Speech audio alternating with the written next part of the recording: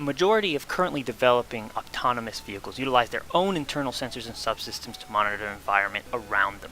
Most systems use a combination of visual, laser, and radar-based sensors to provide all the inputs necessary for the decision-making process.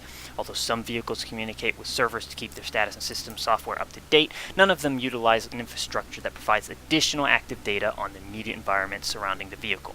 The concept I detail in my submission provides such an infrastructure by adding RFID patches and Bluetooth or wireless accessible diagnostic modules to the already millions of cars on the road today.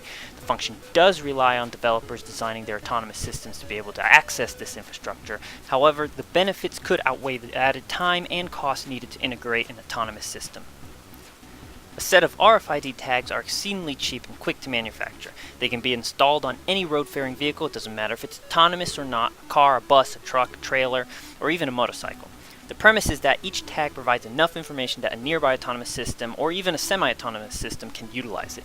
Tags will be bought in sets of 2 or 4 or 3 and have unique identifiers that would indicate what part of the vehicle it is on and what type of vehicle it is. Each tag set would be pre-programmed with a unique randomly generated set ID tying the tags together. When reading multiple tags simultaneously, you need a means of distinguishing what tags represent separate vehicles. No other information would be needed on the tag, and being passive, there are no interface requirements from the consumer's vehicle.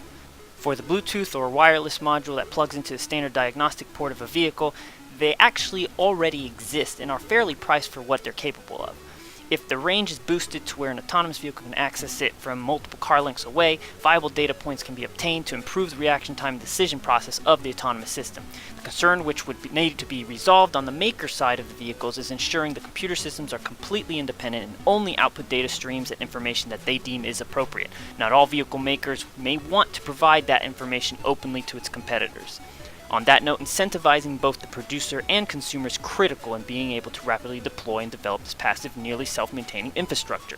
Self-maintaining as if sensors went bad or were lost, they are significantly cheap enough to produce and obtain that the average consumer wouldn't have any trouble replacing them.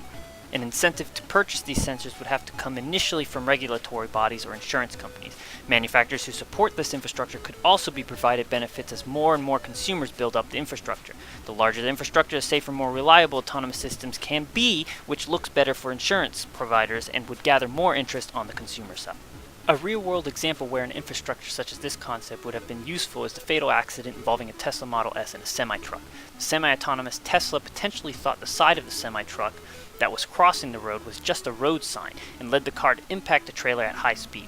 Had the trailer been marked with RFID tags capable of being read from far enough, the Tesla may have been able to at least attempt to slow down rather than maintaining its full speed into the trailer.